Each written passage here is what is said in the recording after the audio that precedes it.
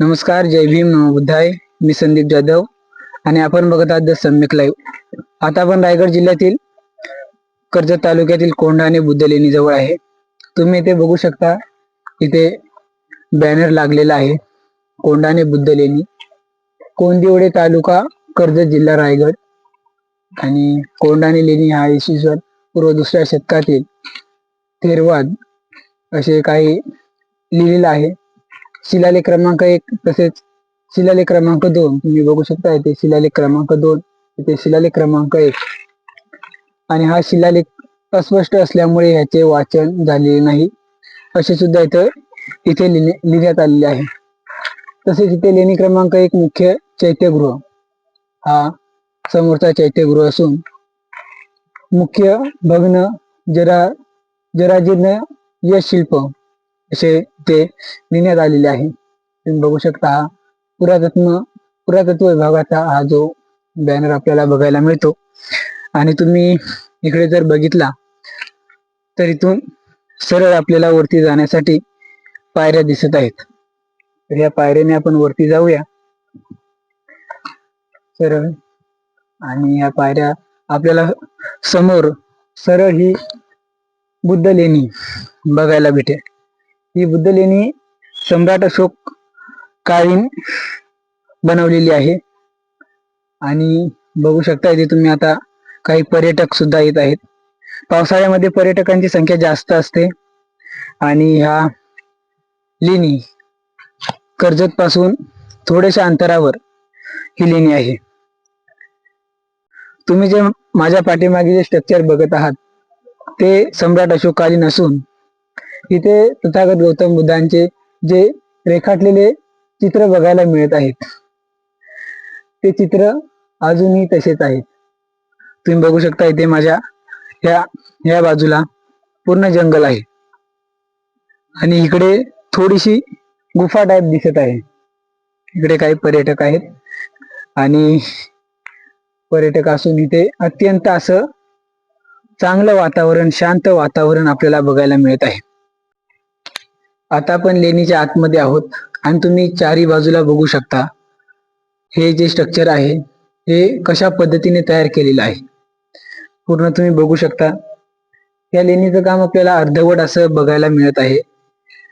आणि जो हा स्तूप आहे याचे सुद्धा आपल्याला याचे काम पूर्ण झालेले दिसत नाही, किंवा हा जो स्तूप आहे याला नष्ट करण्याचा प्रयत्न केलेला आहे असं दिसत आहे. तुम्ही वरती बघू शकता, वरून पाणी खाली येत आहे आणि पावसाळ्यामध्ये इथे पाणी जास्त पडतं. आणि काही इथे आपल्या प्रमाणामध्ये इथे काही प्रमाणामध्ये दगडे आहेत, भरपूर प्रमाणामध्ये दगड आहेत, ते सुद्धा असेच ठेवलेले आहेत. त्यामुळे आपल्याला असं स्पष्ट दिसून येतं की ह्या लेणीचं जे काम आहे हे अर्धवट झालेलं आहे. तुम्ही बघू शकता माझ्या पाठीमागे इथे काही प्रमाणामध्ये ते दगड आहेत. तसेच ते धम्मलिपीचा एक बॅनर लागलेला आहे आणि इथे पुरातत्व प्राचीन पवित्र वस्तू असून कृपया शांतता राखावी असा एक इथे बॅनर लागलेला आहे. तुम्ही वरती माझ्या बघू शकता, इथे हे जो स्ट्रक्चर आहे तो सम्राट अशोककालीन आहे.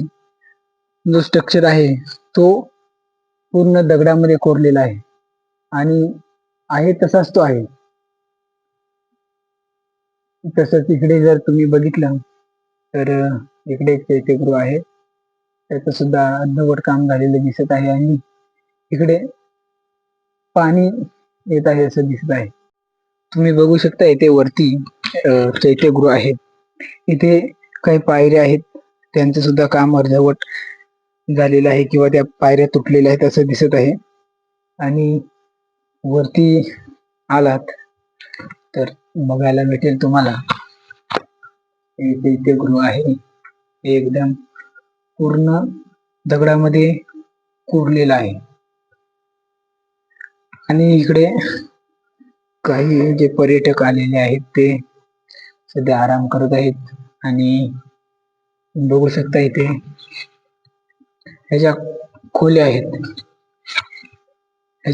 आहेत, ह्या बौद्ध भिक्खूंना मेडिटेशन करण्यासाठी बांधले असावे तसे दिसत आहे. या बाजूला 6 खोल्या आहेत, या बाजूला 6 खोल्या आहेत, तसेच या बाजूला सुद्धा 6 खोल्या आहेत. आणि इकडे पाण्याचा जरा प्रॉब्लेम असल्यामुळे वरून पाणी येत आहे आणि इथे थोडस काम सुद्धा केलेलं दिसत आहे. इकडे जरा वाळू वगैरे टाकलेली आहे. तसेच हे जे खांब आहेत, हा एक खांब किंवा हा एक खांब, हा पूर्ण हा जो खांब आहे हा दगडामध्ये कोरलेला आहे. त्या काळी हा खांब कोरलेला आहे आणि तुम्ही वरती बघू शकता पूर्ण हे प्रॉपर काम केलेलं आहे. आता ही लेणी सम्राट अशोककालीन असून बरीच वर्षे झाली, 2000 वर्षाच्या वरती वर्षे झाली. आणि हे जे खांब आहेत ते सुद्धा तुम्ही बघू शकता. आणि हे जे रेखाटलेले काम आहे, हे दगडामध्ये रेखाटलेले काम आहे. तुम्ही बघू शकता कशी डिझाईन केलेली आहे. इकडच्या बाजूला जर तुम्ही बघितलं तर हे जे काम आहे हे अर्धवट राहिलेलं आहे असं दिसून येतं. परंतु हे जे वरचं काम आहे हे योग्य पद्धतीने आणि पूर्ण चांगलं काम केलेलं आहे. तसेच इकडे सुद्धा तुम्ही बघू शकता, हे सुद्धा काम चांगल्या पद्धतीचं आहे. तुम्ही बघू शकता हा जो इथे रेखाटलेला स्तूप आहे, हा जो स्तूप आहे इथे आपल्याला मध्य प्रदेशमध्ये सांचीचा स्तूप आहे असं आपल्याला दिसून येतं. तसंच हे पूर्ण हे जे दिसतंय आपल्याला, हे जे रेखाटलेल्या दगडामध्ये, हे त्या काळामध्ये त्या पद्धतीने काम केलेलं आहे आणि ते आपल्याला अजून पाहायला मिळतात. आणि अशा बौद्ध धम्माचे जे लेण्या आहेत त्यांना आपण भेट द्यायची. भेट देऊन आपण त्यांना लोकांपर्यंत बौद्ध धर्माचा प्रचार प्रसार करावा. आणि पुरातत्व विभागाने पण अशा बौद्ध लेण्यांची काळजी घ्यावी. आणि हा जो आपला भारताचा इतिहास आहे हा आपल्याला जपून ठेवणं किंवा जपून ठेवायला पाहिजे. इकडे तुम्ही माझ्या पाठीमागे जर बघितलं तर लोक येतच आहेत, थोडी लोक येत आहेत. पावसाळ्यामध्ये गर्दी असते इकडे. इथे सुद्धा आपल्याला हे जो काम आहे हा अर्धवट काम दिसत आहे. आतमध्ये तुम्ही जर बघाल इथे तर हा जो स्ट्रक्चर आहे हा पूर्ण दगडामध्ये कोरलेला आहे, परंतु याचं काम अर्धवट राहिल्या कारणामुळे हे आपल्याला असं दिसत आहे. इथे सुद्धा 1 2 3 4 अशा या बाजूला 4 खोल्या आहेत. इकडे सुद्धा 3 खोल्या दिसत आहेत. आणि काही इथे आपल्याजवळ पर्यटक आलेले आहेत लेणी बघण्यासाठी. त्यांना विचारूया, दादा तुम्ही कुठून आल्या? अंबरनाथवरून आलो आम्ही. हो, अंबरनाथवरून आलो. आम्ही इंटरनेटवर शोधलं आणि कुठे आहे म्हणून बदलापूर कर्जत असं या डायरेक्शनला आलो आणि तिथून मग गुगल मॅपवर शोधत आलो इथे. अच्छा, याच्या आधी कुठल्या लेण्यांना भेट दिली? कार्ला लेणी जाऊन आलो मी. हो. आणखीन तिथेच एक कोणती लेणी, भाजा लेणी, कार्ला लेणी, भाजा लेणी जाऊन आलो आम्ही, बघितलं. अच्छा. तुम्हाला इकडे येऊन कसं वाटलं? खूप छान आहे, म्हणजे पीसफुल कसं वाटतंय? म्हणजे आराम बौद्ध धर्माचा म्हणजे ह्या ज्या लेण्या आहेत त्या सम्राट अशोककालीन बांधलेल्या आहेत, 2000 वर्षापूर्वीच्या आधी आलेल्या आहेत. तर आपल्या म्हणजे जो प्रचार प्रसार बौद्ध धर्माचा आहे हा वाढायला पाहिजे का नाही असं तुम्हाला काय वाटतं? म्हणजे याच्यात लपवण्यासारखं काही नाही. जे आधीपासून आहे ते म्हणजे बांधलेलं कोरीव काम आहे, त्याच्यावर शिलालेख आहेत, पाली भाषेमध्ये सगळं लिहिलेलं आहे. तर याच्यात काही शंकाच नाही. धन्यवाद. बघू शकता जे पर्यटक आहेत ते बोलत आहेत, अंबरनाथवरून आलेले आहेत आणि त्यांचा विश्वास आहे की जे कोरीव काम आहे त्यांच्यावरती विश्वास ठेवलेलाच पाहिजे. आणि परंतु या लेणीची जी स्वच्छता आहे एकदम व्यवस्थित आहे. आणि इकडे तुम्ही जर बघितलं, माझ्या राईट साईडला जर बघितलं तर इकडे सुद्धा अर्धवट काम दिसत आहे. या लेणीचं पूर्ण काम झालं नाही.